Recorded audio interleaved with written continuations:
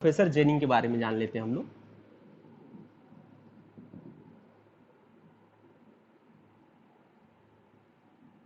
देखिए, जो professor ginning थे उन्होंने बताया था कि जो आर्टिकल 14 का आप जो इक्वलिटी बिफोर लॉ का प्रिंसिपल है, या हमारा जो आर्टिकल 14 है, इसमें जो प्रिंसिपल अडॉप्ट किया गया है, उस प्रिंसिपल का ये मतलब नहीं है कि कोई भी लॉ यूनिवर्सली अप्लीकेबल होगा। इनका ये कहना था कि बीइंग अ ह्यूमन बीइंग, हमारे जो लॉज हैं या हमारी सोसाइटी है, ऐसे समझिए जो हमारी सोसाइटी है वो इक्वल पैरामीटर पे नहीं है। यहाँ कई लोग बहुत आगे निकल चुके हैं, मीन्स वो बहुत ज़्यादा एडवांस हो चुके हैं, बहुत ज़्यादा एजुकेटेड हो चुके हैं, या पैसे से बहुत ज़्यादा एडवांस है, उनके पास हर चीज़ है, मूलभूत सुविधाएं ज़्यादा हैं। कई ऐसे लोग हैं जिनके पास नहीं है। तो अगर लॉ को हम यूनिवर्सली अप्लीकेबल कर देंगे, जो लोग पीछे छूटे हुए हैं वो पीछे ही छूटते चले जाएंगे। तो सीधे सीधे इन्होंने यही कहा कि जो आर्टिकल 14 का प्रोटेक्शन है वो तभी अप्लीकेबल होगा जब सारे लोग वहाँ पे इक्वल होंगे, इक्वलिटी एमंग्स दी इक्वल। जो इक्वल पीपुल होंगे उनके बीच ही इक्वलिटी होगी, बट जो इक्वल नहीं है वहाँ पे आर्टिकल 14 अप्लाई नहीं होगा। बात समझ गए? इनको लिख लीजिएगा थोड़ा सा, इनका जो कॉन्सेप्ट है उसको लिख लीजिएगा। Equality before law, professor ginning लिख के नीचे लिख लीजिएगा, इसको लिख लीजिएगा, 2 पैराग्राफ लिख लीजिएगा। Equality before law means that, equality before law means that among equals the law should be equal. Among equals law should be equal. Among equals law should be equal, and should be equal administered, and should be equal administered, and should be equal administered, that is ये लिखवा चुके हैं आप लोग को, like should be treated alike, like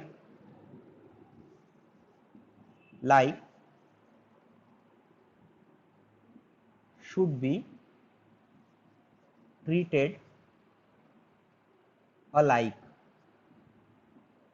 ठीक है, जो एक जैसे हैं उनके साथ वैसे एक ही तरह का व्यवहार होना चाहिए। ठीक है, like the like should be treated alike, but unequal treatment of equals, but unequal treatment of equals, but unequal treatments of equal is as bad as equal treatment of unequal। फिर से रिपीट कर दे रहा हूं इसको मैं, but unequal treatment of equal is as bad as equal treatment of unequal। मतलब समान लोगों में समान, जहाँ पे सारे लोग एक ही तरह के हैं, अगर आप उनके यहाँ अनइक्वलिटी करते हैं, उनके बीच में अनइक्वलिटी करते हैं, तो वो उतना ही बुरा है जितना कि दो असमान लोगों में इक्वलिटी का कॉन्सेप्ट लगाना। ठीक है, जो पैरेलल पैरामीटर पे नहीं है या एक ही पैरामीटर पे नहीं है, अगर आप उनके बीच में इक्वलिटी लाने की कोशिश करेंगे, इक्वल लॉ अप्लाई करेंगे, कोई ऐसा लॉ लाए जो यूनिवर्सली अप्लीकेबल हो रहा है दोनों के लिए, तो वो पॉसिबल नहीं है। जैसे फॉर एग्जांपल टैक्स सिस्टम जो हमारे यहाँ है, टैक्स सिस्टम हमारे यहाँ है, वो देखिए, वो जो ज़्यादा कमाता है उसके प्रोपोर्शनेट में लगा हुआ। जैसे 5 लाख तक अब कोई टैक्स नहीं है, 5 लाख तक, उसके ऊपर कुछ लोग 10 लाख तक मान लीजिए 15% दे रहे हैं, और 10 से 15 वाले 17 दे रहे हैं। ये करेक्ट नहीं है, आप लोग चेक कर लीजिएगा, मैं एक बस एग्जांपल दे रहा हूँ।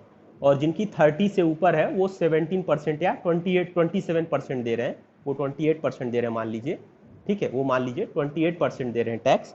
तो जिनकी इनकम ज़्यादा है उनसे ज़्यादा टैक्स लिया जा रहा है, जिनकी इनकम कम है उनसे कम टैक्स लिया जा रहा है।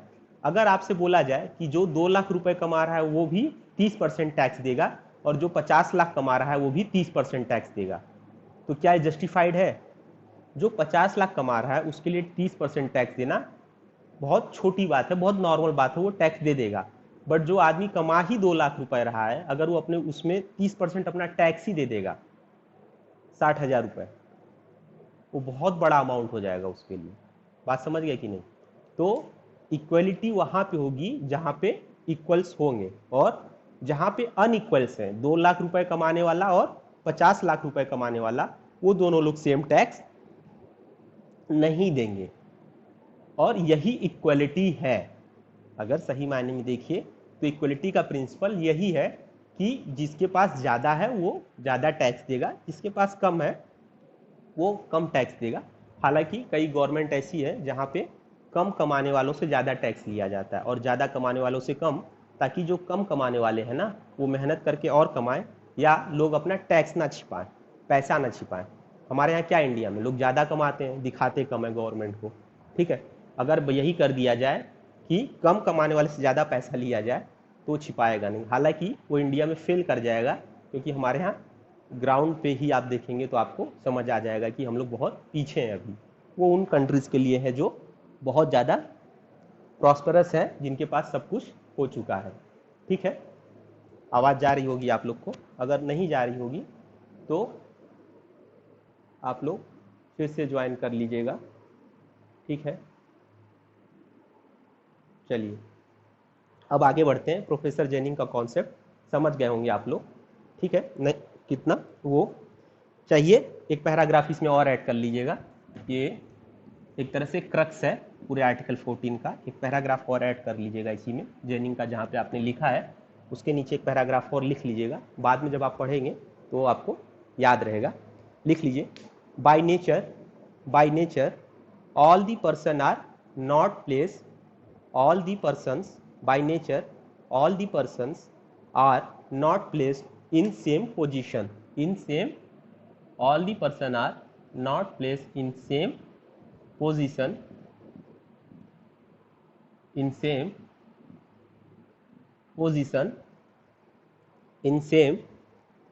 position।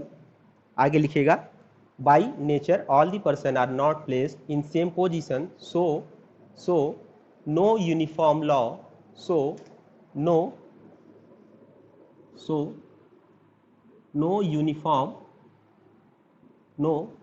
uniform law can be possible,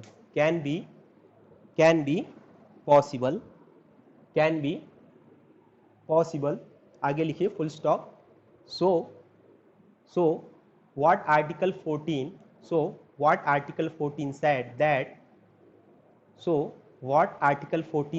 that in equal circumstances CIRCUMSTANCES, what article 14 said that in equal circumstances law should be treated equally, that is persons present in similar situation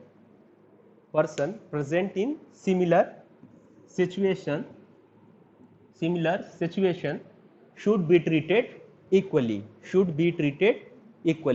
या should be subjected to same law, should be treated equally और should be subjected to same law, ठीक है। बात समझ गए कि नहीं? जो समझाए हैं वही चीज लिखवा दी गई है, ताकि आप लोग अगर इनकेस जो लोग नोट करने में जिनको प्रॉब्लम होती है इस क्रक्स को समझेंगे। आर्टिकल 14 का यही क्रक्स है, यही चीज आपको हर बार कहीं भी आप अगर आर्टिकल 14 के बारे में कुछ भी लिखेंगे तो प्रोफेसर जेनिंग को जरूर लिखिएगा, और ये जो आपको 2 पैराग्राफ बताए हैं इनको तो जरूर ही लिखिएगा, ठीक है। अब देखिए इसके बाद जो था हमारा एक्सेप्शन था आर्टिकल 14 का। इसके बाद मैंने बोला था कि आर्टिकल 14 के कुछ एक्सेप्शन है, ये समझाने वाली कोई बात नहीं है, आप खुद समझ सकते हैं। जैसे अगर प्रेसिडेंट है हमारा जो राष्ट्रपति है, हमारी रिपब्लिक का जो हेड है, उसके पास कुछ अधिकार है जो अदर सिटीजन के पास नहीं है, ठीक है। उसको कुछ प्रिविलेजेस हैं, प्रिविलेजेस बोलिए, कुछ ऐसे अधिकार हैं जो प्रिविलेजेस के रूप में उसके पास लाई करते हैं। जैसे जब तक वो प्रेसिडेंट के पोस्ट पे बना हुआ है तब तक उसके खिलाफ कोई भी मुकदमा नहीं किया जा सकता, ठीक है। और दूसरी चीज, जो गवर्नर होते हैं उनको भी इम्यूनिटी मिली हुई है बहुत सी। जो फॉरेन डिप्लोमेट्स हैं जो आते हैं दूसरे कंट्री से आपके यहाँ, डिप्लोमेट्स, DIPLOMATES, जो डिप्लोमेट्स हैं वो भी ऑर्डिनरी कोर्ट्स के जुरिडिक्शन से बचे होते हैं, ठीक है। अभी फिर से बता देंगे पॉइंट वाइज, अभी बस ऐसे एग्जांपल समझिए। और जो जैसे लॉयर्स होते हैं, डॉक्टर्स होते हैं, या आर्मी मैन हैं, ठीक है, इनको भी काफ़ी इम्यूनिटी मिली हुई है, ठीक है। जैसे डॉक्टर, अभी कोविड-19 का पीरियड चल रहा है, आप नहीं घूम टहल सकते, आपको पुलिस पकड़ लेगी, बट डॉक्टर घूम टहल सकता है, ठीक है। और कोर्ट वगैरह जाइए तो देखिए उसमें लॉयर्स वगैरह होते हैं ना, उनको भी काफ़ी तरह की इम्यूनिटी मिली होती है, ठीक है। अब आप भी चले जाइए फिर वहाँ बहस करिए, नहीं कर सकते। अप्रोप्रिएट प्रोसीडिंग का जो कॉन्सेप्ट है उसके लिए आपको एक लॉ की डिग्री होनी ही चाहिए कोर्ट में खड़े होने के लिए, ठीक है। इसी तरह आपका आर्टिकल 31B 31C देखेंगे तो जो लैंड लॉ से रिलेटेड लॉज हैं वो गवर्नमेंट अपने पास रखी, वो आपकी ज़मीन वगैरह ले सकती है, आप फिर वहाँ पे क्लेम नहीं कर सकते अपना फंडामेंटल राइट, हालांकि अब नहीं है फंडामेंटल राइट, कॉन्स्टिट्यूशनल राइट है, फिर भी आप वहाँ पे गवर्नमेंट आपसे ले सकती है और आप कुछ नहीं कर सकते, बट एडुकेट कंपनसेशन आपको वो देगी, ठीक है। तो चाहिए तो ये एग्जाम्पल लिख लीजिएगा, पहला तो फॉरेन डिप्लोमेट्स वाला ही लिख लीजिएगा कि foreign diplomats are immunitated immunitated IMMEMMUNED foreign diplomats are immune foreign diplomats are immune IMMUNED foreign diplomats are immune from jurisdiction of ordinary courts, foreign diplomats are immune IMMUNED immune from jurisdiction of ordinary court। दूसरा article 361, ठीक है, उसकी पूरी आप लोग चाहिएगा तो उसमें जो हेडिंग दी हुई है उसी को कॉपी कर लीजिएगा, ठीक है। पहला तो इम्यून होते हैं कौन, फॉरेन डिप्लोमेट्स, फर्स्ट वाला जो था वो था फॉरेन डिप्लोमेट्स। दूसरा आर्टिकल आपका 361 जो कि कुछ एक्स्ट्रा राइट्स देता है किसको, प्रेसिडेंट, गवर्नर और इन सबको उसमें ऐड कर लीजिएगा डिटेल से। और उसके बाद क्या होता है, जो मिनिस्टर होते हैं वो कुछ स्पेशल पावर इंजॉय करते हैं, ठीक है, जैसे पार्लियामेंट्री प्रिविलेजेस वगैरह देख लीजिए, ठीक है। जो मिनिस्टर्स होते हैं वो भी कुछ स्पेशल पावर इंजॉय करते हैं। फिर उसके बाद क्या होता है, जो सर्टेन मेंबर हैं सोसाइटी के, फोर्थ पॉइंट आपका, certain member of society like doctor, lawyer, ठीक है, इन सबको भी कुछ स्पेशल ट्रीटमेंट मिलती है।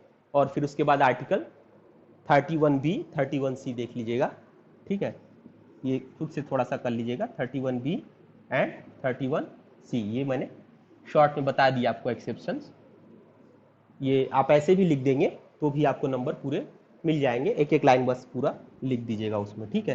तो फॉरेन डिप्लोमेट्स इम्यून होते हैं, इम्यून किया जाता है उनको, ऑर्डिनरी कोर्ट की वो जुरिडिक्शन में नहीं आते हैं, वो एक स्पेशल तरीके से अगर उनके साथ कुछ रॉन्ग कमिट करते हैं तो फिर ये स्पेशल कोर्ट्स वगैरह होती हैं जो इन सब मैटर्स को देखती हैं, ठीक है। इसके बाद जो आर्टिकल 14 है हमारा, इसके बाद जो आर्टिकल 14 है हमारा, उसमें एक टॉपिक है, मेंस का एक क्वेश्चन है, मैं क्वेश्चन ही बोल देता हूँ आप लोग को, एक मिनट रुक जाइएगा, ठीक है। मेंस का एक क्वेश्चन ही है जो मैं आप लोग को बोल देता हूँ, क्वेश्चन ही बोल देता हूँ फिर समझाता हूँ इसको। एक क्वेश्चन आता है मेंस पेपर में अक्सर, state shall not deny equality before the law और equal protection of the law, comment and give exception, ठीक है। एक क्वेश्चन आता है, state shall not deny equality before the law और equal protection of the law, full stop, comment and give exception. तो इसका answer आपको क्या लिखना है, जो अभी तक हमारी चर्चा हुई थी। एक तो पहली चीज उनको दोनों पार्ट समझाइएगा कि इक्वलिटी बिफोर लॉ क्या है और इक्वल प्रोटेक्शन ऑफ लॉ क्या है, दोनों को आप समझाइएगा कि इक्वलिटी बिफोर लॉ वाला पार्ट और इक्वल प्रोटेक्शन ऑफ लॉ वाला पार्ट, दोनों पार्ट को समझाइएगा आप अच्छे से। जो इक्वल प्रोटेक्शन ऑफ लॉ और इक्वलिटी बिफोर लॉ, इन दोनों पार्ट को आप समझाइएगा। इक्वलिटी बिफोर द लॉ और equal protection of the law, इन दोनों को समझाने के बाद फिर बताना है आपको वो जो केस है क्या था, स्टेट ऑफ वेस्ट बंगाल वाला केस था, उसको बताइएगा, ठीक है। और उसके बाद इसी में state of West Bengal case के बाद फिर वो जो एक्सेप्शन है उसको बता दीजिएगा, ठीक है।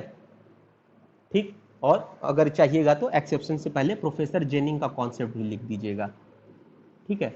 उसमें हेडिंग बना दीजिएगा अप्लीकेबिलिटी ऑफ आर्टिकल 14। इतनी चीज़ें आपको लिखनी पड़ेगी अगर ये क्वेश्चन आता है, ठीक है। एक तो ये हो गया। दूसरा एक क्वेश्चन आता है article 14 prohibits class legislation. Article 14, मैं इसको इरेज कर दे रहा हूँ, फिर बताता हूँ। एक तो एक ये क्वेश्चन आता है जो हम लोग अच्छे से अब समझ चुके हैं। दूसरा आता है, दूसरा जो क्वेश्चन आता है इससे बनता है मेंस में, वो आता है article 14 prohibits class legislation but permit reasonable classification, ठीक है। दूसरा क्वेश्चन क्या आता है, दूसरा क्वेश्चन आता है आपका आर्टिकल 14 प्रोहिबिट्स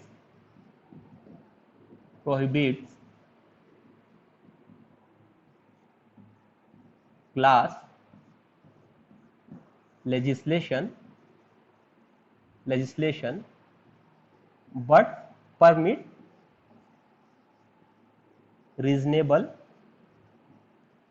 classification, ठीक है। but permit reasonable classification। अब देखिए आप लोग को इतने देर से जो बातें समझाते आ रहे हैं इसमें भी वही है, कुछ अंतर नहीं है, ठीक है। देखिए आर्टिकल 14 अभी आप लोग जो पढ़े हैं, चाहे डायसी का कॉन्सेप्ट पढ़ें, डायसी कुछ लोग डायसी बोलते हैं, चाहे डायसी का कॉन्सेप्ट पढ़े या जेनिंग का कॉन्सेप्ट पढ़े, अगर उन दोनों को आप एग्जामिन करिए तो एक चीज़ आप लोग को अच्छे से समझ में आ गई होगी कि आर्टिकल 14 का जो मेन प्रिंसिपल है वो क्या है। वो ये बोलता है आर्टिकल 14 जो है वो ये बोलता है कि इक्वलिटी एमंग्स दी इक्वल लोगों के बीच में इक्वलिटी होनी ही चाहिए, और जो अनइक्वल है उनके बीच में इक्वलिटी लाने के लिए स्पेशल प्रोटेक्शन ऑफ लॉ मिलना चाहिए, ठीक है। पहला क्या आर्टिकल 14, ये क्वेश्चन जो आता है वो बोलता है आर्टिकल 14 पे कि article 14 prohibits class legislation but permit reasonable classification. Prohibit class legislation, ठीक है। मतलब क्या होता है इसका, क्लास लेजिस्लेशन का मतलब कोई ऐसा लेजिस्लेशन जो किसी पर्टिकुलर कम्युनिटी या इंडिविजुअल्स को क्या करे, सपोर्ट करे। सपोर्ट इन द सेंस मतलब वो डिस्क्रिमिनेटरी नेचर का हो। वो कैसा हो, डिस्क्रिमिनेटरी नेचर का हो, देख के ही लगता हो यार ये तो उनके फायदे के लिए, ठीक है, पर्टिकुलर कम्युनिटी के फायदे के लिए है और दूसरों को डिस्क्रिमिनेट कर रहा हो, ठीक है। पहली चीज दूसरे को ज्यादा फेवर कर रहा हो, दूसरी चीज पहली कम्युनिटी को फेवर कर रहा हो, दूसरी चीज दूसरी कम्युनिटी को क्या कर रहा हो, डिस्क्रिमिनेट कर रहा हो, ठीक है। तो वो हो जाता है क्लास लेजिस्लेशन, एक को फेवर करे और दूसरे को डिस्क्रिमिनेट करे। बट जो दूसरा वर्ड है रीजनेबल क्लासिफिकेशन का ये मतलब होता है कि कोई एक ऐसा स्पेशल लेजिस्लेशन, ठीक है, कोई एक ऐसा स्पेशल लेजिस्लेशन जो पर्टिकुलर ऑब्जेक्ट को अचीव करने के लिए बनाया गया हो, ठीक है। और वो ऑब्जेक्ट कैसा होना चाहिए, वो ऑब्जेक्ट पर्पसफुल होना चाहिए, वो ऐसा नहीं होना चाहिए कि क्या कहते हैं किसी को फेवर कर रहा हो, ठीक है, वो किसी के अगेंस्ट में नहीं होना चाहिए। बट क्या है, जो रीजनेबल क्लासिफिकेशन है वो ये कहता है कि कोई स्पेशल लॉ हो जो क्या करे, किसी को फेवर तो करे, मान लीजिए किसी पर्टिकुलर कम्युनिटी के फेवर के लिए बनाया गया हो, बट वो जो फेवरिज्म है उसका जो बेसिस हो वो डिस्क्रिमिनेशन ना हो, ठीक है, उसका जो बेसिस है वो डिस्क्रिमिनेशन ना हो, मतलब मतलब मतलब कि जो लेजिस्लेशन है वो फेयर और रीजनेबल हो। ठीक है, लेजिस्लेशन कैसा हो? फेयर हो प्लस रीजनेबल हो। ये दो वर्ड याद रखिएगा। रीजनेबल क्लासिफिकेशन के लिए जरूरी है कि जो लेजिस्लेशन बना हो, एक तो वो फेयर हो, मतलब किसी पर्टिकुलर कम्युनिटी के अपलिफ्टमेंट के लिए हो। ठीक है, किसी पर्टिकुलर ऑब्जेक्ट को अचीव करने के लिए हो। ठीक है, किसी पर्टिकुलर ऑब्जेक्ट को अचीव करने के लिए हो, और रीजनेबल हो, मतलब उस लेजिस्लेशन के थ्रू आप उस ऑब्जेक्ट को अचीव ही करना चाहते हैं, न कि किसी के साथ डिस्क्रिमिनेशन करना चाहते हैं। ठीक है, बात समझे कि नहीं? जैसे फॉर एग्जाम्पल हमारे यहाँ SC/ST एक्ट है। ठीक है, ये एक अच्छा एग्जाम्पल है किसका? रीजनेबल क्लासिफिकेशन का। ठीक है, या जो टैक्स सिस्टम है हमारा, जो हमारा टैक्स सिस्टम है कि जिनके पास ज्यादा पैसा है वो ज्यादा टैक्स देंगे, वो भी क्या है? Reasonable classification. एक तो उसका ऑब्जेक्ट जो है वो ट्रू सेंस में क्या कहते हैं, सोशलिज्म को एक तरह से कह लीजिए प्रमोट करता है। दूसरी चीज ये रीजनेबल भी है। अगर ऐसा क्लासिफिकेशन आप नहीं करेंगे और सबसे इक्वली टैक्स लेंगे तो वो अपने आप में क्या है? इवेजिव है, एक तरह से गरीब लोगों के लिए हैरेसमेंट का काम करेगा। ठीक है, तो जो क्लास लेजिस्लेशन होता है ना, वो पर्टिकुलर कम्युनिटी को सपोर्ट करती है और दूसरी कम्युनिटी के अगेंस्ट में होगी, डिस्क्रिमिनेटिव नेचर की होगी, फेयर नहीं होगी, रीजनेबल नहीं होगी। बट जो रीजनेबल क्लासिफिकेशन वर्ड है वो इंस्टिगेट करता है उस लेजिस्लेशन को, उस रूल्स या ऑर्डिनेंस को जो कि फेयर भी होगा और रीजनेबल भी होगा। बात समझ लीजिएगा। तो आर्टिकल 14 का ये मतलब है, फिर से सुनिए, इसको अभी कहेंगे तो एक दो पैराग्राफ लिखवा देंगे इस पे। आर्टिकल 14 का ये मतलब होता है, अभी इस पे और बात करेंगे।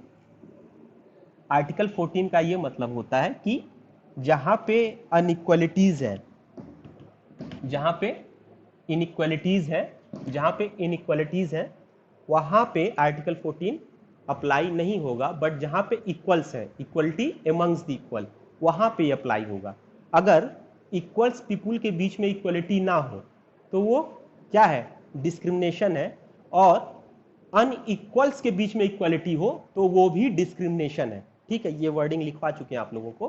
ठीक है, तो आर्टिकल 14 तो पहली चीज वही लगता है। दूसरी चीज, आर्टिकल 14 क्लास लेजिस्लेशन को मना करती है। ऐसा लेजिस्लेशन जो क्या हो? फेयर न हो और रीजनेबल न हो। ठीक है, बट रीजनेबल क्लासिफिकेशन को मना नहीं करती है, जो फेयर हो और रीजनेबल हो, पर्टिकुलर ऑब्जेक्ट को अचीव करने के लिए बनी हो। ठीक है, तो इसको लिख लीजिएगा, इसको लिख लीजिएगा, इसको लिख लीजिएगा। The equal protection of law, the equal protection of law guaranteed by article 14, guaranteed by article 14, the equal protection of law guaranteed by article 14 does not mean that does not mean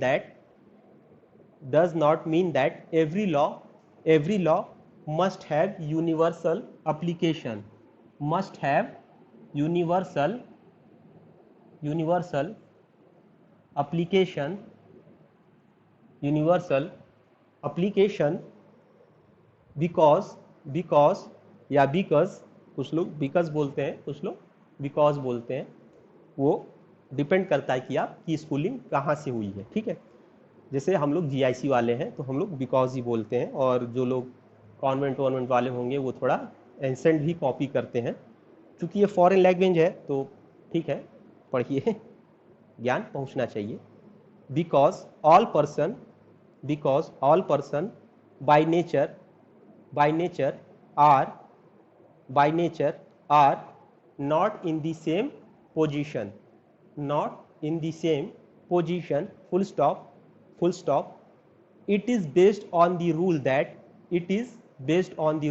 ये लिखवा चुके हैं आपको, फिर से लिखवा दे रहे हैं, बट फुल स्टॉप के बाद it is based on the rule that like should be treated alike, like should be treated alike, should be treated alike, should be treated alike, and not that unlike, UNLIKE, like, and not that unlike should be treated alike, not that unlike should be treated alike, ठीक है, not that unlike should be treated alike. So a reasonable classification is permitted,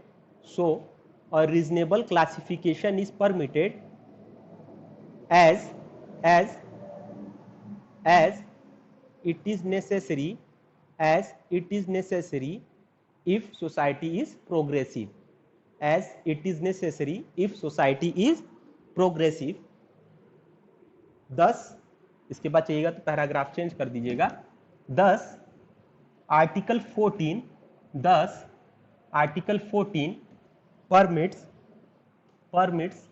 10, या इसको और correct करिएगा, 10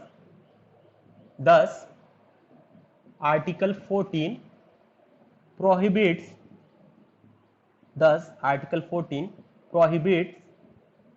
prohibits class legislation,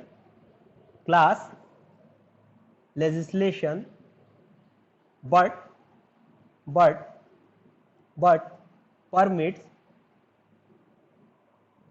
permits reasonable classification.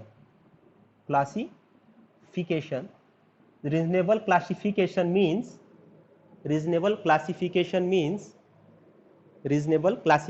means law must be just and reasonable. Reasonable classification means law must be just and reasonable, related to the object,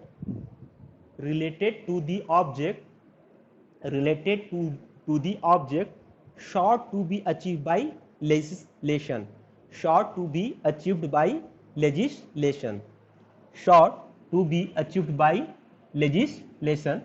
I hope आप लोग लिख लिए होंगे इसको, sought to be achieved by legislation, ठीक है, इतना तो लिख लिए होंगे. इसके बाद एक पैराग्राफ आप लोग जरूर ऐड कर लीजिएगा, यही वाला, या तो जाने दीजिएगा, लिखवा ही दिए. इसके बाद जो है, इसके बाद समझिएगा, जो क्लासिफिकेशन है ना, दी रीजनेबल क्लासिफिकेशन जो वर्ड है, जो है रीजनेबल क्लासिफिकेशन के लिए दो चीज़ें बहुत ज़रूरी होती हैं. पहली चीज़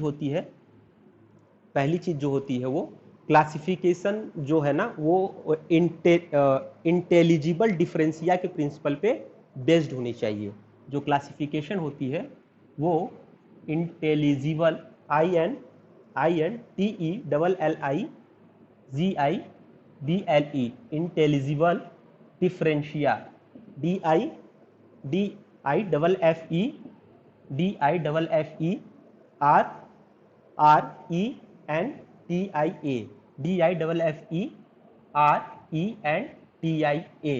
इंटेलिजिबल डिफरेंशिया के प्रिंसिपल पे बेस्ड होनी चाहिए. इंटेलिजिबल डिफरेंशिया का प्रिंसिपल ये कहता है कि जो डिफरेंस है सोसाइटी में, उसको, उस डिफरेंस को खत्म करने के लिए लॉ होना चाहिए, ठीक है.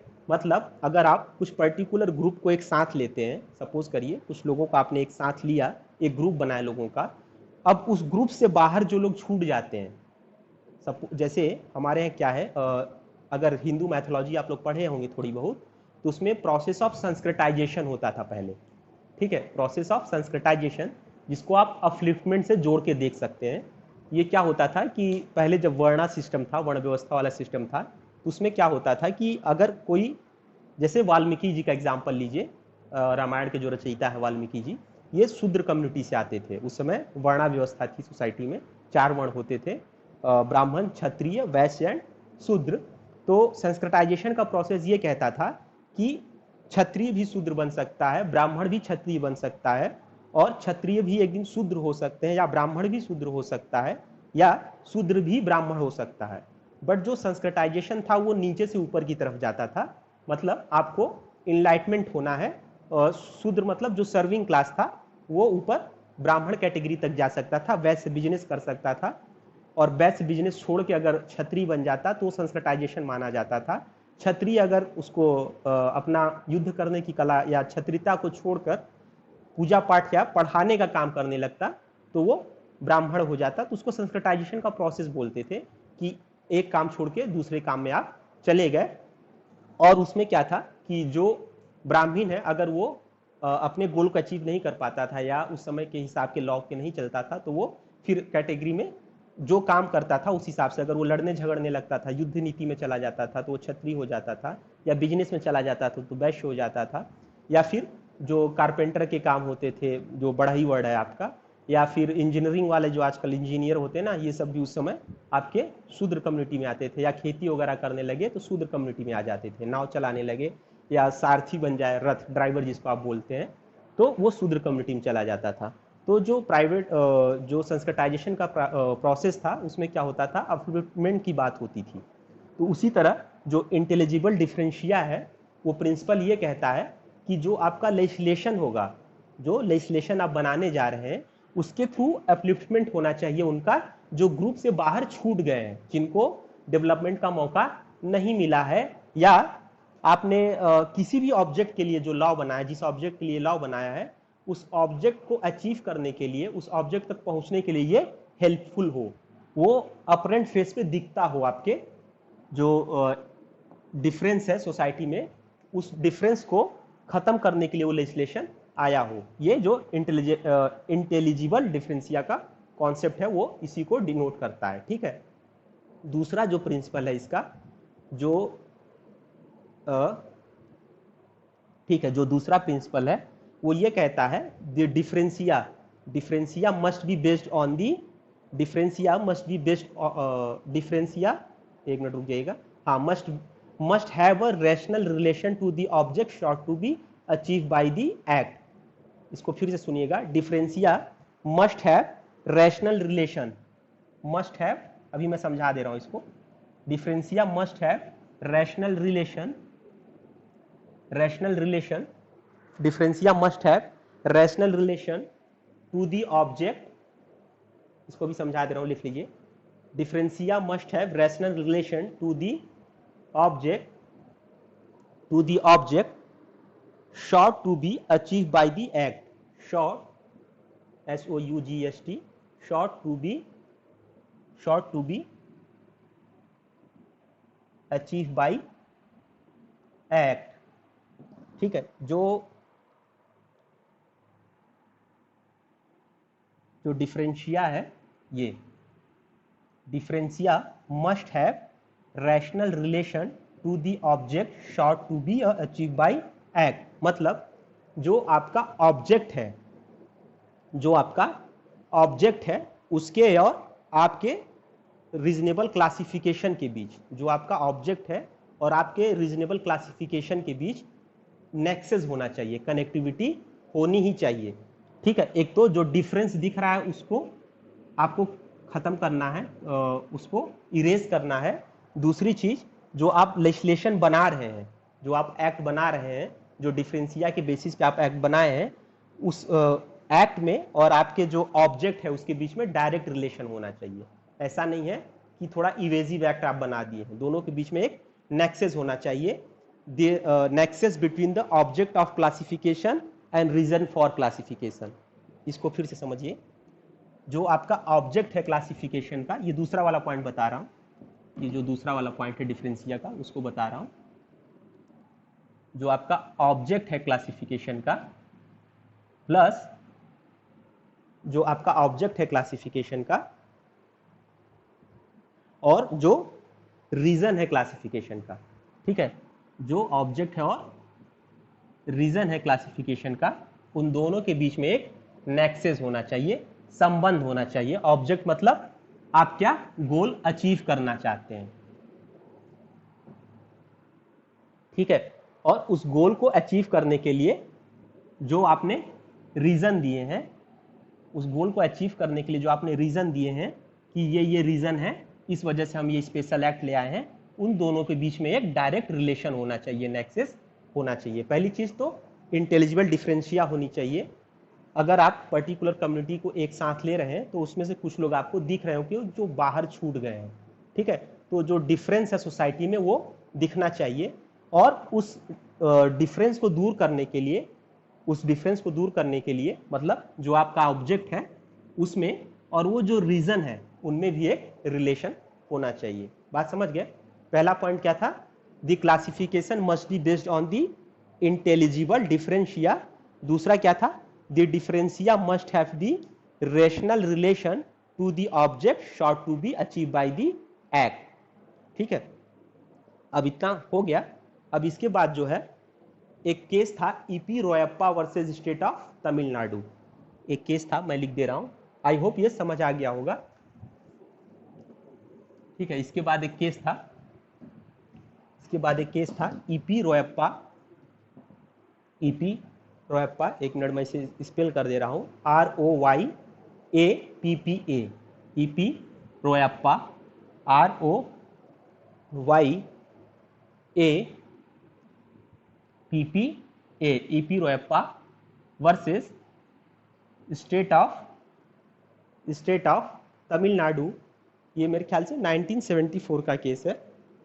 State of Tamil Nadu 1974 supreme court का जजमेंट है, AIR 1974। इसमें जस्टिस भगवती थे, और जो अभी मैंने आपको कॉन्सेप्ट पढ़ाया था कि इंटेलिजिबल डिफरेंशिया और nexus between the intelligible differentia and object sought to be achieve, जो ऑब्जेक्ट अचीव करना था और इंटेलिजिबल डिफरेंशिया में भी क्या होना चाहिए, एक रिलेशन होना चाहिए। ठीक है, तो ये जो कॉन्सेप्ट था, अभी हम लोग क्लासिफिकेशन का जो ग्राउंड पढ़ रहे थे, उसको इसमें एग्जामिन किया था किसने? PM भगवती ने, जस्टिस PM भगवत, क्या नाम थे इनका, हाँ PN भगवती, PM बोल रहा हूँ मैं, PN, जस्टिस PN भगवती ने, PN करेक्ट कर लीजिएगा इसको, जस्टिस PN भगवती ने इसको रूल को फिर से एग्जामिन किया था, और उन्होंने ये बोला था कि जो इक्वलिटी का कॉन्सेप्ट है, इसको हम पुराने डायमेंशन में बांध के नहीं रख सकते हैं। जो हमारा ओल्ड प्रिंसिपल था किसी लॉ को एग्जामिन करने का, कि वो आर्टिकल 14 के रीजनेबल, फेयर और रीजनेबलनेस पे क्लियर है कि नहीं, तो उस बेसिस पे हम उसको बार बार एग्जामिन नहीं करेंगे।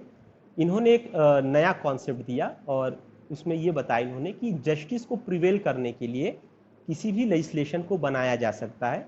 जैसे अगर आप देखिए तमिलनाडु वगैरह में जो रिजर्वेशन का क्राइटेरिया वो 63% के ऊपर भी है, मगर कॉन्स्टिट्यूशन का जो कॉन्स्टिट्यूशन छोड़िए, कॉन्स्टिट्यूशन कह रहा हूँ, जो सुप्रीम कोर्ट के जजमेंट है वो 50% का कैप लगा के रखते हैं, बट वहाँ पे अलाउड है।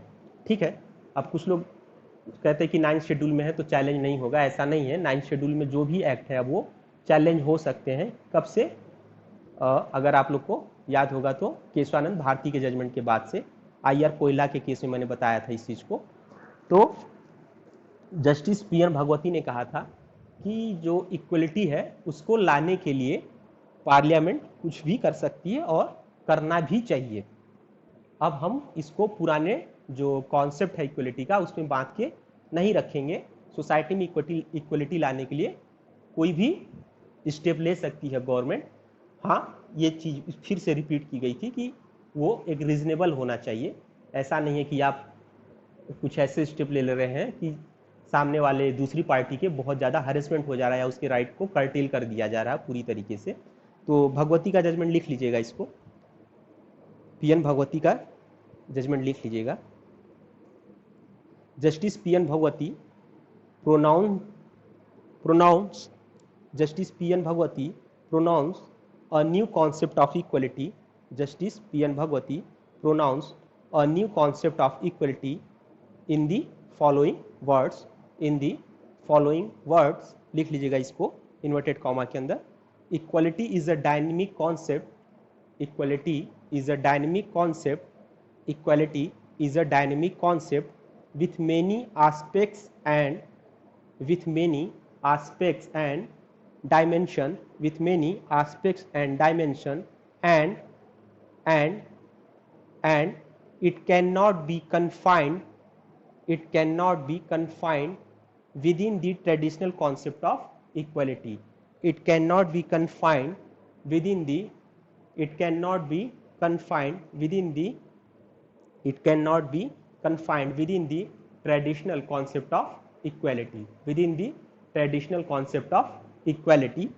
और फुल स्टॉप के बाद चाहिए तो एक लाइन मेरी तरफ से ऐड कर लीजिएगा।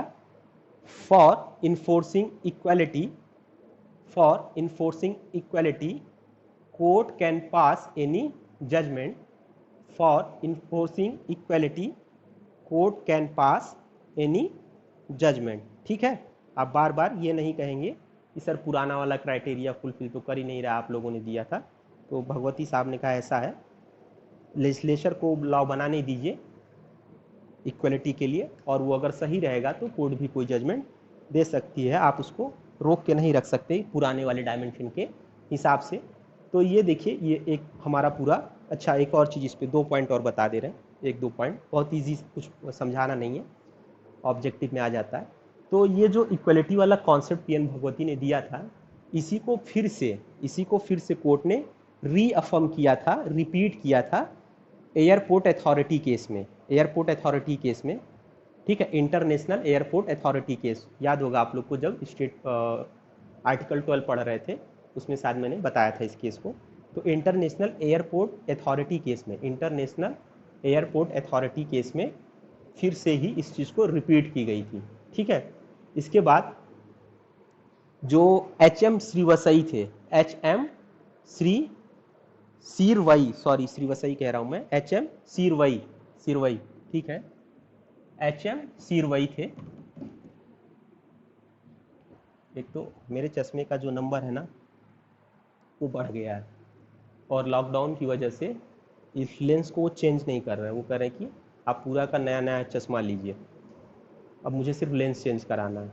ठीक है, इससे दिखता नहीं है मुझे, जो मैं शॉर्ट नोट्स बनाता हूँ उसमें बहुत छोटा लिखता हूँ मैं, क्योंकि कोई पॉइंट छूट ना जाए, इस वजह से एक नोट साथ में बना के रख लेता हूँ। क्योंकि अगर एक्सटेम्पोर आप पढ़ाएंगे, ठीक है आप पढ़ा तो ले जाएंगे, बट बहुत से पॉइंट मिस हो जाते हैं उसमें से, तो इसीलिए एक नोट्स में छोटा छोटा पॉइंट लिख के रखता हूँ कि ये क्वेश्चन पूछा जा चुका है या ये चीज़ें हैं, ताकि कुछ छूटने ना पाए।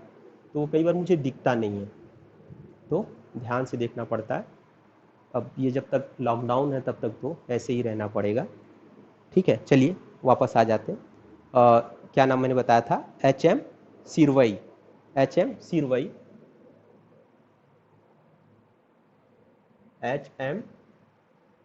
सीर, S-E-E-R, HM. Seervai, S-E-E-R-V-A-I, HM.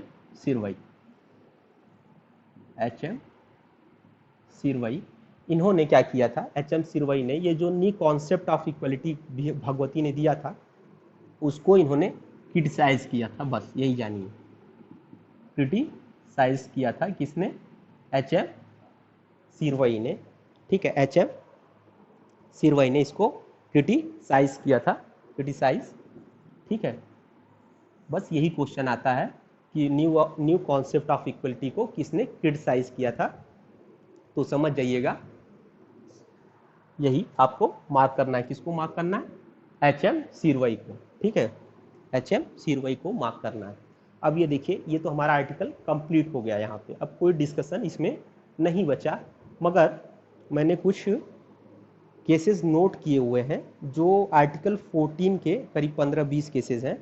ठीक है, मैं उनको बार बार से लिखते जाऊंगा और बताता जाऊंगा, जो आर्टिकल 14 के अगेंस्ट में थे, या जिनमें बोला गया था कि आर्टिकल 14 का वायलेशन नहीं है, क्योंकि ये आ जाते हैं ऑब्जेक्टिव वगैरह में। तो आप लोग इसको जरूर नोट कर लीजिएगा, थोड़ा थोड़ा फैक्ट बता दूंगा जिसका जरूरी रहेगा, जिसका नहीं रहेगा उसका नहीं बताऊंगा। ठीक है, ठीक है, पहला केस है Indian express newspaper versus union of India. ठीक है, पहला केस है Indian express newspaper, Indian express newspaper versus union of India. ठीक है, अब ये केस का साइटेशन चाहिए तो लिख लीजिएगा, 1985 का है ये, एसएससी का है शायद, 1985 1 एसएससी ऐसे करके है, बस यही याद रखिए 1985। ठीक है, इसमें क्या था कि जो अथॉरिटी थी, जो गवर्नमेंट थी, उसने टैक्स लगाने के पर्पज से जो न्यूज़पेपर की कंपनियां थी उनको 3 पार्ट में डिवाइड कर दिया था। एक जैसे 3 पार्ट में उनका डिवीजन कर दिया था, small, medium and big. 3 part में उनका डिवीजन कर दिया था, स्मॉल, मीडियम एंड बिग। किस पर्पज से? टैक्स लगाने के पर्पज से। तो जो बड़ी कंपनियां होंगी, छोटी कंपनियों को कम टैक्स देना पड़ता होगा, मीडियम को थोड़ा ज़्यादा, बड़ी को और ज़्यादा। तो ये कोर्ट चली गई थी और उसमें फ्रीडम ऑफ स्पीच वगैरह सब कुछ इन्होंने क्लेम कर रखा था। तो कोर्ट ने पहले ही बोल दिया कि टैक्स तो सबको देना है लॉ के अकॉर्डिंग, टैक्स लगाना फ्रीडम ऑफ स्पीच का वायलेशन नहीं है। आप बिजनेस कर रहे हो, आप फ्री में पेपर बांट नहीं रहे हो। दूसरी चीज़, जो ये कोर्ट ने कोर्ट कह रहा हूँ, जो ये स्टेट या गवर्नमेंट ने ये जो पार्टीशन कर रखा है, डिवीज़न कर रखा है स्मॉल, मीडियम और बिग, किस पर्पज से? टैक्स लगाने के पर्पज से। ये आर्टिकल 14 का वायलेशन नहीं है। ठीक है, ये आर्टिकल 14 का वायलेशन नहीं है। ये आर्टिकल 14 को जस्टिफाई करता है, इक्वलिटी एमंग्स द इक्वल और अनइक्वलिटी एमंग्स द अनइक्वल। जो इक्वल नहीं है वहां पे सेम लॉ आप यूनिवर्सली कैसे लगा सकते हैं? किसी लॉ को, कोई भी लॉ यूनिवर्सली अप्लीकेबल नहीं होगा। आवाज जारी होगी? ठीक है, बहुत दिनों के बाद आज मकान मालिक का फोन आया था तो हमने काट दिया उसको। पैसा मांगेगा वो 6-7 महीने का, सोच रहे हैं नहीं, सोच यहीं रहेंगे, दे देंगे उसको। ठीक है, आगे देखते हैं। दूसरा जो केस था हमारा, ये केस था Bhagwanti versus union of India, AIR, Bhagwanti versus union of India AIR 1989। मैं लिख दे रहा हूँ भगवंती, भगवंती गांव वाँव से जो लोग होंगे रिलेट कर पा रहे होंगे, भगवंती। ठीक है, Bhagwanti versus union of India. मैंने साइटेशन क्या बताया था आपको? 1989। ठीक है, 1989। फैक्ट सुनिएगा, थोड़ा मज़ेदार है। इसमें एक पर्सन है ए, ठीक है, इन्होंने जो शादी की अपनी आफ्टर रिटायरमेंट की, ये जब रिटायर हो गए, उसके पहले भी की होंगे, मर गई होगी।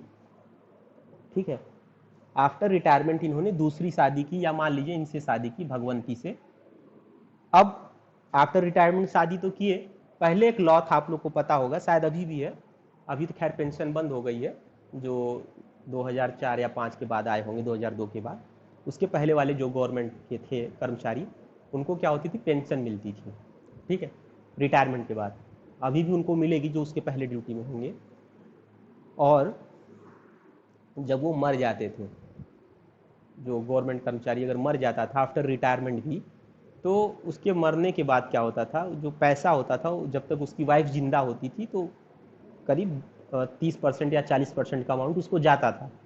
ठीक है, गवर्नमेंट की तरफ से पेंशन आती थी, उसके हस्बैंड की पेंशन उसको आती थी, जब तक वो जिंदा रहेगी तब तक। अच्छी चीज़ थी ये।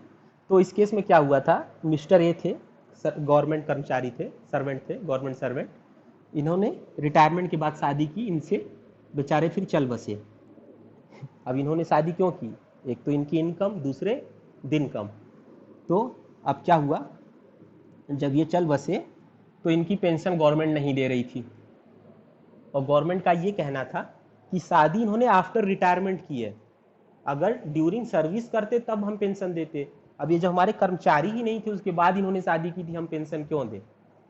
तो पहुंच गई मैडम, कोर्ट पहुंची, मैटर सुप्रीम कोर्ट तक पहुंचा, और सुप्रीम कोर्ट ने कहा कि ये जो डिवीज़न है कि pension for those who got married, who get married after the retirement, who get married before the retirement, or pension will not given to the women who get married after the retirement, this basis of classification is against the article 14।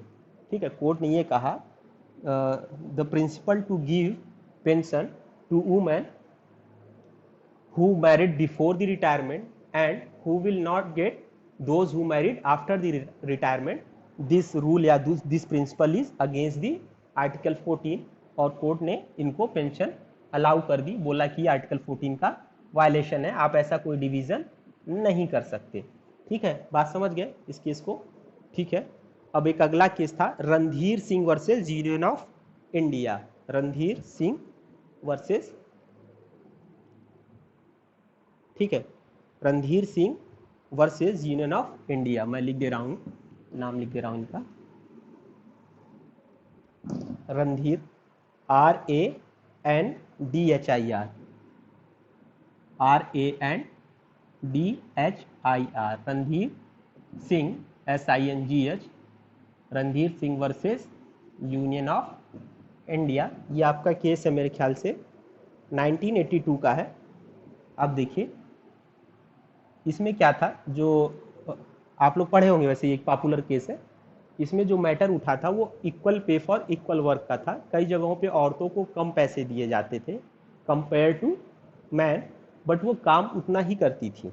ठीक है, just because they are women उनको पैसे कम दिए जाते थे। तो ये सब मैटर कोर्ट के पास पहुंचा था और इन्होंने जो ये पूरा रणधीर सिंह वाला ग्रुप था, इनके या इनके अगेंस्ट में जो गया होगा, जो वुमेन्स वगैरह थी, उन्होंने ये क्लेम किया था कि ये हमारा फंडामेंटल राइट है।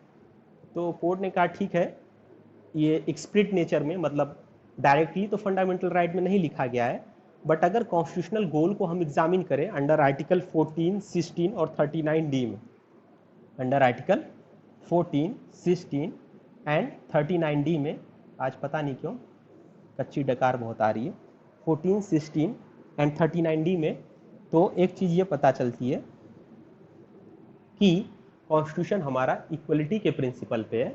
और 39D में जो DPSP है उसमें भी equal pay for equal work की बात की गई है।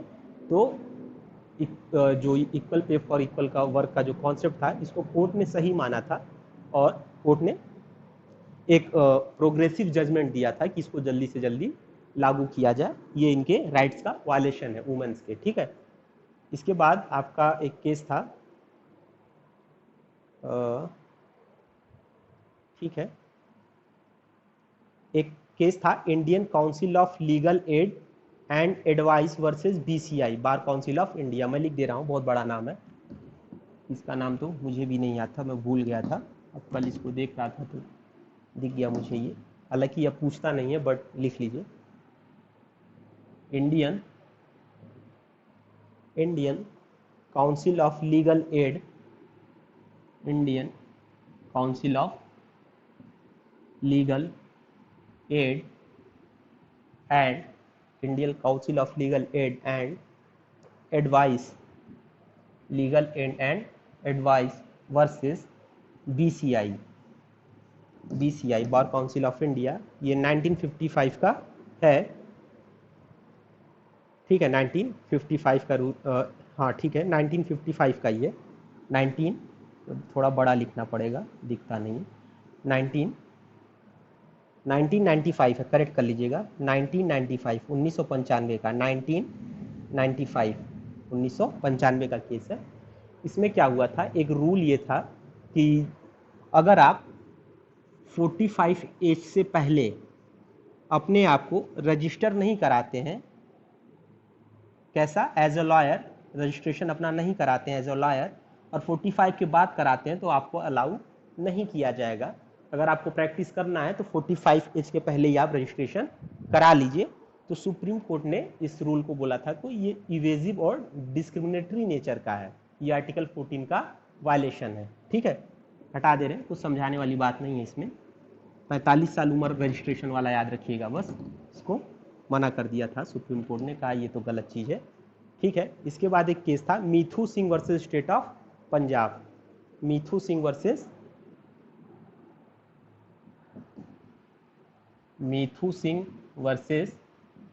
State of Punjab. ठीक है, Mithu Singh versus state of Punjab में क्या था, ये आपका IPC का 303, IPC का सेक्शन 303, जो कि ये कहता था कि अगर किसी ऐसे पर्सन ने जिसने कोई क्राइम कमिट किया हो और वो जेल में हो, या मतलब उसको एक बार लाइफ इम्प्रिजमेंट हो चुकी हो, लाइफ इम्प्रिजमेंट कह रहा हूँ, उसे किसी केस में इम्प्रिजमेंट हो चुकी हो 303 में, ठीक है, उससे एक बार मर्डर केस में इम्प्रिजमेंट हो चुकी हो, 302 के बाद है ये, और उसके बाद क्या करता है वो, उसको इम्प्रिजमेंट हो चुकी हो, उसके बाद वो फिर से मर्डर कर देता है, तो उसको फिर कंपल्सरी डेथ पेनाल्टी दी जाएगी। ठीक है, ठीक है, जिसने मर्डर किया हो और उसको लाइफ इम्प्रिजमेंट हो गई हो और उसके बाद से फिर वो किसी का मर्डर कर देता है, तो उसको कंपल्सरी डेथ पेनाल्टी दी जाएगी। और तो ये जो 303 आईपीसी का प्रोविजन है, ये सुप्रीम कोर्ट में चैलेंज हुआ था, तो कोर्ट ने ये बोला कि किसी को पहले से ही इम्प्रिजमेंट हो रखी हो मर्डर केस में और फिर वो अगर मर्डर दोबारा करता है सेकेंड टाइम, तो उसको डेथ पेनाल्टी दी जाए, और किसी ऐसे आदमी को जिसको नहीं हुई है अभी इम्प्रिजमेंट और वो मर्डर करता है, उसको डेथ पेनाल्टी देना कंपलसरी रूल न हो, ये जो प्रिंसिपल है 303 का, वो आर्टिकल 14 का वायलेशन है, और 303 को सुप्रीम कोर्ट ने इसमें स्ट्रक डाउन कर दिया था। ठीक है, इसको वैड डिक्लेयर कर दिया था, आर्टिकल 14 के अगेंस्ट में इसको माना था 303 आईपीसी को। ठीक है, इसके बाद एक केस है air India versus नरगेश Mirza, NARGESH, नरगेश Mirza, air India versus, इसके बाद का जो केस है एयर इंडिया वर्सेस नरगेश, NARGESH,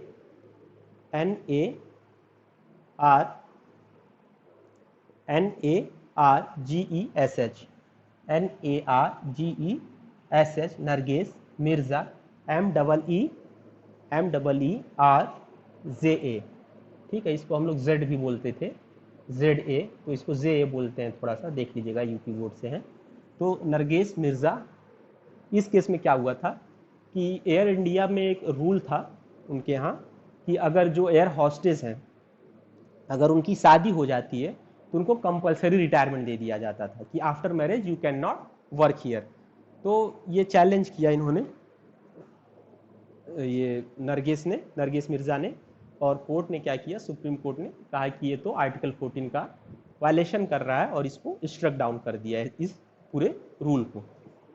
ठीक है, अगला जो केस है आप लोग पढ़े हैं, state of West Bengal versus Anwar Ali Sarkar को। इसमें जो सेक्शन 51 था West Bengal special court act का, West Bengal special court act का सेक्शन 5 का क्लॉज 1 या सबसेक्शन 1, जो कि ये कहता था, स्पेशल कोर्ट बनाने की बात करता था, तो ये चैलेंज हुआ था। तो सुप्रीम कोर्ट ने बोला था कि आर्टिकल 14 का वायलेशन है, आप स्पेशल ट्रीटमेंट नहीं देंगे, किसी को स्पेशल कोर्ट नहीं बनाएंगे ट्रायल के लिए।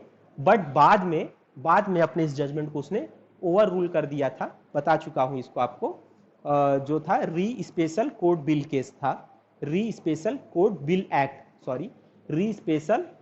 एक्ट था, ये जो स्पेशल कोर्ट केस था आपका, उसी को फिर से एडवाइजरी जुरिडिक्शन में भेजा गया था, और कोर्ट ने फिर इसको जो जेनिंग वाला प्रिंसिपल था उसको अप्लाई करते हुए कॉन्स्टिट्यूशनल वैलिड डिक्लेयर कर दिया था। ठीक है, बता चुके हैं। इसके बाद आपका आया था एक Revathi versus union of India, REVATHI, Revathi versus union of India 1988, Revathi, REVATHI, Revathi. ठीक है, फिर से मैं इसको कंफर्म कर दे रहा हूँ, हाँ ठीक है, REVATHI, Revathi, REVATHI, Revathi versus union of India, Revathi versus union of India.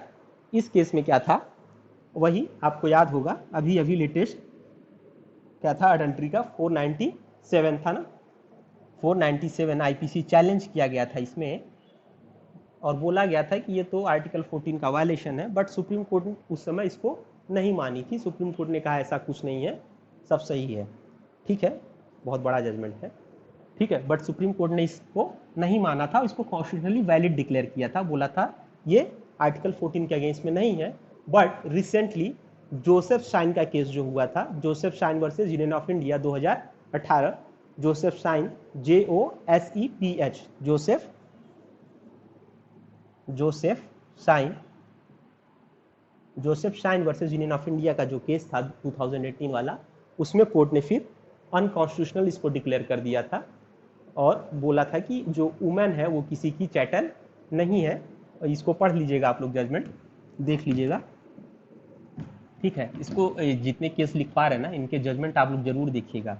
अब मैं एक एक केस के जजमेंट बोल के लिखवाने लगूंगा तो 4-5 दिन पूरा हमारा इसी काम में चला जाएगा, ठीक है। जल्दी जल्दी करते हैं। अब इसके बाद एक था आपका CIWT corporation limited versus Brojonath. CIWT corporation limited versus, ये बहुत पूछा जाता है दिल्ली वगैरह के एग्जाम में, ब्रोजोनाथ, BROJO ब्रोजोनाथ। ये साइटेशन बता दे रहा हूँ मैं आपको, कहाँ चला गया, मैं लिख के तो लाया था, ठीक है। ये 1986 का है, 1986 का है। इसमें क्या था कि जो ये CIWT के एम्प्लॉयमेंट होते थे, जो एम्प्लॉयमेंट होते थे, इनको 3 मंथ की नोटिस दे दी जाती थी। ये लोग गवर्नमेंट एम्प्लॉय थे, सरकारी नौकर थे, ये सब गवर्नमेंट कंपनी थी। तो इनको 3 मंथ की नोटिस देके इनको निकाल दिया जाता था कंपनी से। 3 मंथ की नोटिस दी, फिर रिमूव कर दिया। तो ये बात क्या कहते हैं, कोर्ट में गई और कोर्ट ने बोला कि ये नेचुरल जस्टिस के प्रिंसिपल के अगेंस्ट में है। दूसरी चीज़, ये आर्टिकल 14 का भी वायलेशन कर रहा है, क्योंकि अगर ऐसा रूल है तो फिर सारी कंपनी में अप्लाई किया जाए, सिर्फ इन्हीं के लिए स्पेशल क्यों रखा गया है। तो फिर इसको कोर्ट ने स्ट्रक डाउन कर दिया था, ठीक है। बोला था कि ये नेचुरल जस्टिस के प्रिंसिपल के अगेंस्ट में है, आर्टिकल 14 के अगेंस्ट में है, ठीक है। इसके बाद एक केस था आपका BALCO employees union versus union of India 2002 supreme court. BALCO employees union, BALCO लिख दे रहा हूं मैं। इसके बाद जो केस था वो था बेल्को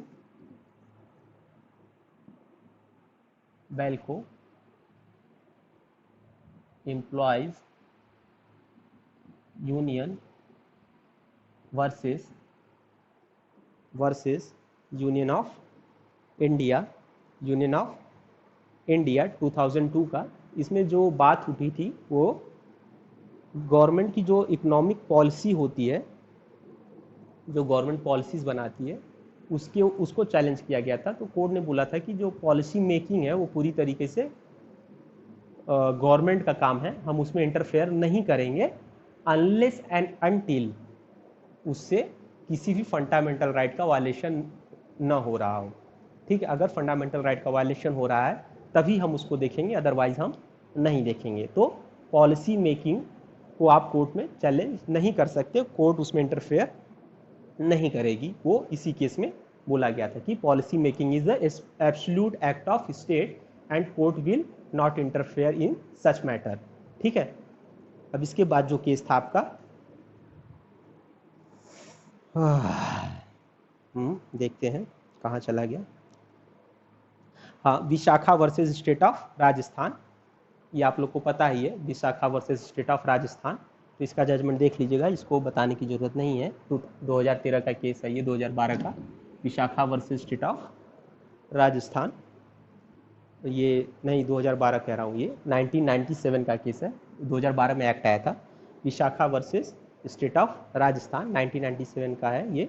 तो इसमें एक तो गाइडलाइन दी थी कोर्ट ने सेक्सुअल हैरेसमेंट को वर्क प्लेस पे प्रिवेंट करने के लिए, और बोला था कि ये आर्टिकल 14 और आपका 19 और 21 का वायलेशन है, ठीक है।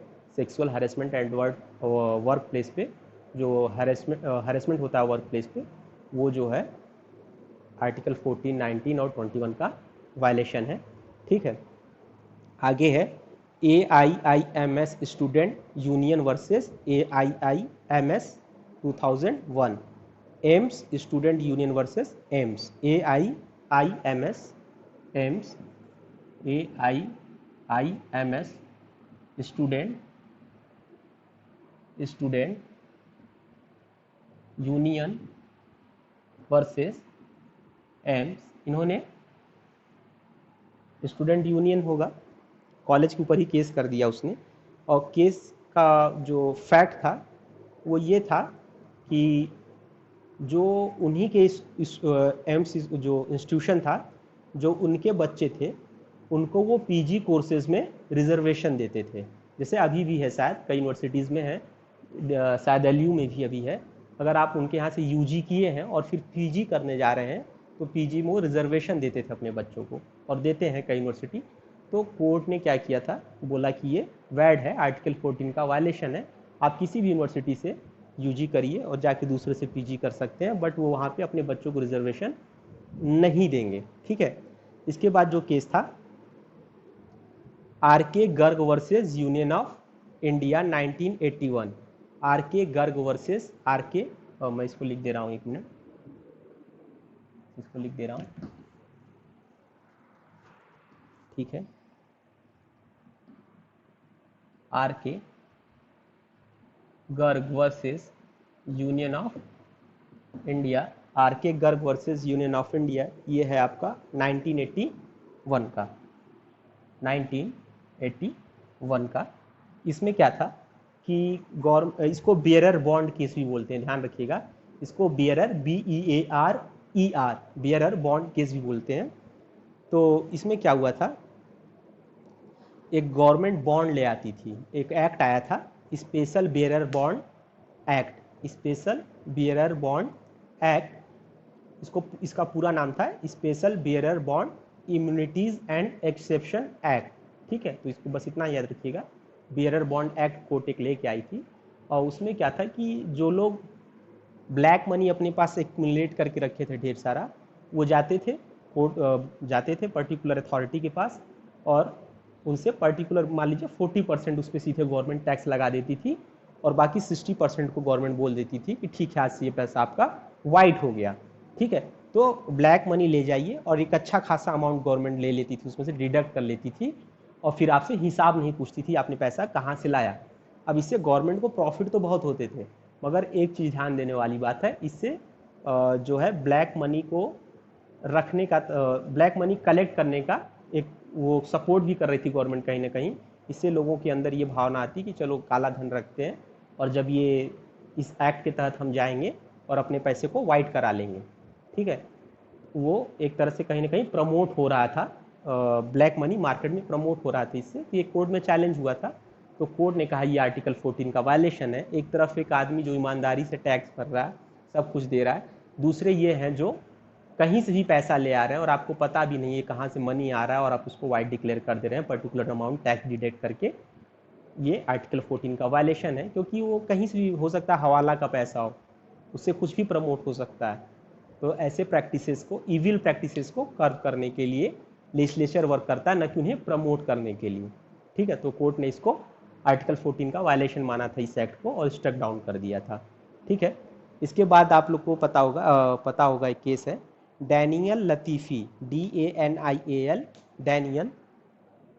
इसके बाद जो है Daniel Latifi, LATIFI, Daniel Latifi versus union of India. Daniel Latifi, ये 2001 का केस है। इसमें क्या हुआ था, जो मुस्लिम वुमन प्रोटेक्शन एक्ट है, मुस्लिम woman protection of right on divorce act. ठीक है, ये एक्ट पढ़े होंगे आप लोग।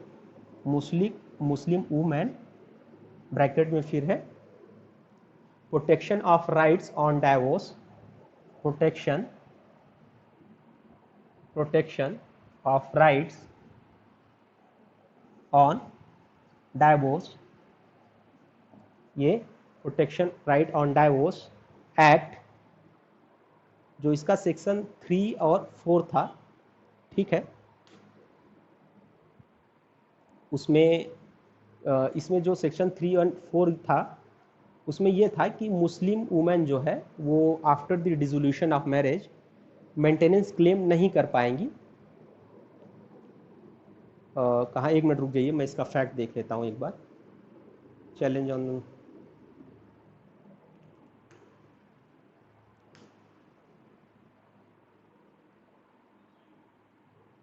ठीक है, अब इसमें हाँ मैं समझा दे रहा हूँ। इसका जो सेक्शन 3 एंड 4 था, सेक्शन 3 एंड 4 था, वो चैलेंज किया गया था अब ये जो सेक्शन 3 एंड 4 है वो बात करते थे जब डाइवोर्स हो जाएगा, मेंटेनेंस की बात करते थे इनके, कि जब इनका अगर डाइवोर्स हो जाता है तो जो सेक्शन 3 एंड 4 के तहत है वो मेंटेनेंस क्या करते हैं कि 3 एंड 4 ये कहता था कि अगर इनको डाइवोर्स दे दिया गया तो जो इनको एक साथ पूरा कौन सा मनी होता था, वो एलमनाई मनी जो इनको मिलता था, जो डावर होता था, अगर वो इनको एक साथ पे कर दिया जाता था तो फिर ये मेंटेनेंस क्लेम नहीं करेंगी और 125 सीआरपीसी में नहीं कर सकती मेंटेनेंस।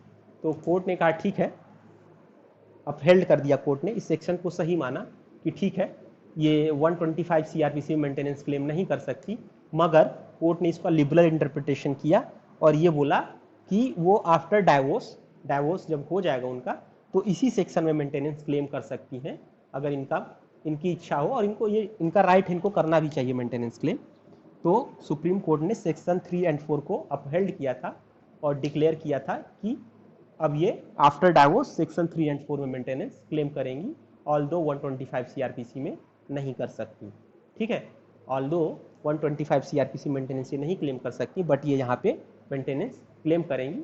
बट जो आपका 125 सीआरपीसी है वो सेकुलर प्रोविजन है, ठीक है, उसमें कोई भी मेंटेनेंस क्लेम कर सकता है। इस पर कुछ डिस्प्यूट्स वगैरह हैं, जब हम फैमिली लॉ आपको पढ़ाएंगे तो उसको क्लियर करा देंगे। कई जजमेंट ऐसे हैं जो कहते हैं कि क्लेम कर सकते हैं। ठीक है, ठीक है, आगे है आपका केस है जॉन वाला Mattum versus union of India. मैं लिखवा दे रहा हूँ, जॉन वाला मट्टम, JOHN, इसको मैं हटा दे रहा हूँ, जॉन वाला मट्टम।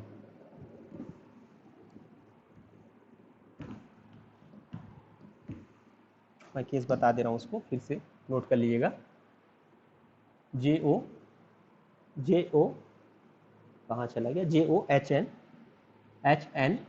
जॉन वाला, VOLLA वाला मट्टम, MATTEMATTON मट्टन, जॉन वाला mutton versus union of India. अब इसमें क्या था, यूनियन ऑफ इंडिया, इसमें क्या था, सेक्शन 118 किसका, Indian succession act 118, section 118 Indian succession act 19, शायद ये इंडिपेंडेंस के पहले का है, हाँ 1926 का सेक्शन 118 चैलेंज किया गया था और ये थोड़ा राइट देता था मेल को। तो कोर्ट ने क्या हुआ, इसको आर्टिकल 14 का वायलेशन बताया था और इसको स्ट्रक डाउन कर दिया था। आप लोग कहे गए सेक्शन पढ़ लीजिएगा, इसको स्ट्रक डाउन कर दिया था कोर्ट ने, इसको वैड डिक्लेयर कर दिया था। किस केस में, जॉन वालावट्टम के केस में, section 118 of Indian succession act को। तो ध्यान रखिएगा, ये जो था, ये जॉन वालावट्टम का ये सेकेंड केस था जिसमें सस्टेंटिव लॉ को चैलेंज किया गया था। ठीक है, सस्टेंटिव लॉ समझते हैं ना, जो आपके राइट्स को डिटरमाइन करता है। ठीक है, तो ये सेकेंड केस था और जिसको कोर्ट ने स्ट्रक डाउन किया था 118 को। ठीक है, आगे है आपका Javed versus state of Haryana. ये अच्छा केस है, जावेद, JAVED। ये रूल मेरे ख्याल से हर जगह लागू होना चाहिए, क्योंकि पॉपुलेशन वाइज अगर देखिए तो इंडिया चाइना को भी ट्रेसपास कर गया है और पॉपुलेशन कंट्रोल बहुत ज़रूरी है।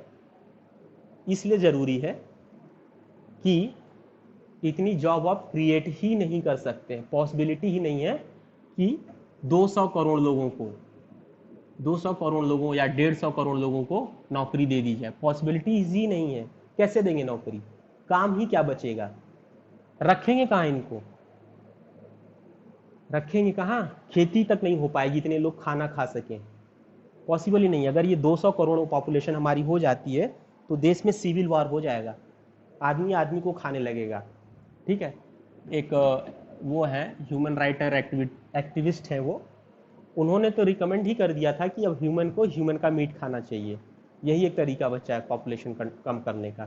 ठीक है, तो वापस आ जाते हैं, ये जो हमारा केस है Javed versus state of Haryana, Javed, JAVED, Javed versus state of Haryana. ठीक है, Javed versus state of Haryana, ये आपका 2003 का है। राजस्थान गवर्नमेंट एक लॉ लेके आई थी और वो लॉ 2 चाइल्ड पॉलिसी पे बेस्ड था। वो लॉ ये कहता था, पंचायती राज से रिलेटेड था, कि जिनके भी 2 से ज़्यादा चाइल्ड होंगे वो पंचायत निकाय का चुनाव नहीं लड़ पाएंगे। और इसी लॉ को चैलेंज किया गया था, इसी को चैलेंज किया था मिस्टर जावेद ने सुप्रीम कोर्ट में कि ये हमारे राइट टू इलेक्शन का वायलेशन है, एक तरह से चुनाव में लड़ना खड़ा होना ये सब हमारा राइट है। तो सुप्रीम कोर्ट ने ये कहा था और उन्होंने कहा कि आर्टिकल 14 का वायलेशन है, जिसके 3 बच्चे वो नहीं लड़ पाएंगे, जिनके 2 हैं वो लड़ पाएंगे। ये कौन सी बात हुई? तो कोर्ट ने कहा था नहीं, ये रीजनेबल क्लासिफिकेशन है, ये रीजनेबल क्लासिफिकेशन है, और इसको अपहेल्ड किया था कोर्ट ने।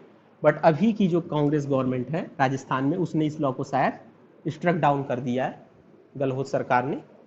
अब जो भी रीज़न ना हो, हालांकि ये 2 चाइल्ड पॉलिसी पूरे इंडिया में अब इम्प्लीमेंट होनी चाहिए, स्ट्रिक्टली इसको फॉलो किया जाना चाहिए, बहुत स्ट्रिक्टली। अदरवाइज पॉसिबल ही नहीं है कि लोगों को आप इतना रोजगार दे सके, खाना दे सके, सिविल वॉर वाली कंडीशन आ जाएगी। ठीक है, चलिए। हाँ, राजस्थान का केस था, और सॉरी, राजस्थान का केस था, राजस्थान का, हरियाणा का नहीं, राजस्थान का। गहलोत सरकार कहाँ, राजस्थान में ही है ना। गहलोत जी अभी कहाँ है? हरियाणा के खट्टर जी हैं।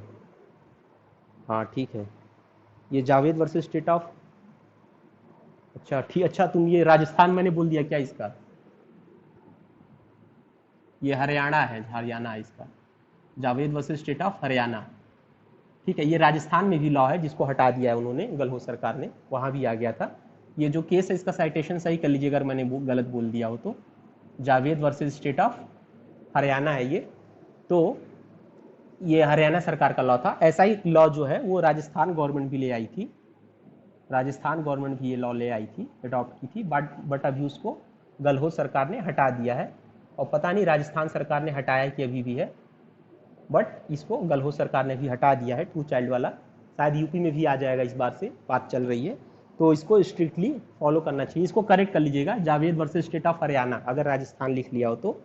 वो मैंने एग्जाम्पल शायद राजस्थान वाला दिया था, तो इससे ना एसोसिएट कर लिए हो। ठीक है, आगे जो है Chiranjit Singh versus union of India का है। आगे ये ध्यान रखिएगा, Javed versus state of Haryana है, करेक्ट कर लीजिएगा इसको अगर राजस्थान लिख लिया हो तो। Javed versus state of Haryana है। ठीक है, अभी जो अगला केस है हमारा वो है Chiranjit Singh versus union of India. Chiranjit Singh versus union of India. ठीक है, अब इसमें क्या था, इसमें क्या था, जो बात हुई थी कि सिंगल इंडिविजुअल, कोई एक पर्सन क्या क्लास बना सकता है। तो कोर्ट ने बोला था कि सुप्रीम कोर्ट लिख लीजिएगा चाहे तो, एक लाइन का जजमेंट है। Supreme court held that a single individual may constitute a class. Supreme court held that a single individual may constitute a class, education can be a basis of classification. Education can be a basis of classification.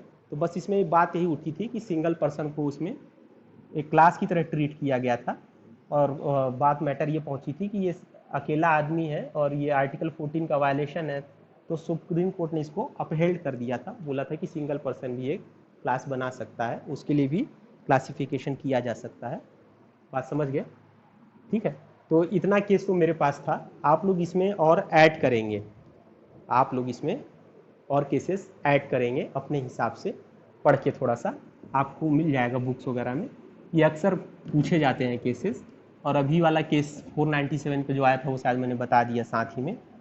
ठीक है, इतना है, बस करते हैं, आज के लिए काफ़ी है। आई होप आर्टिकल 14 आप लोग को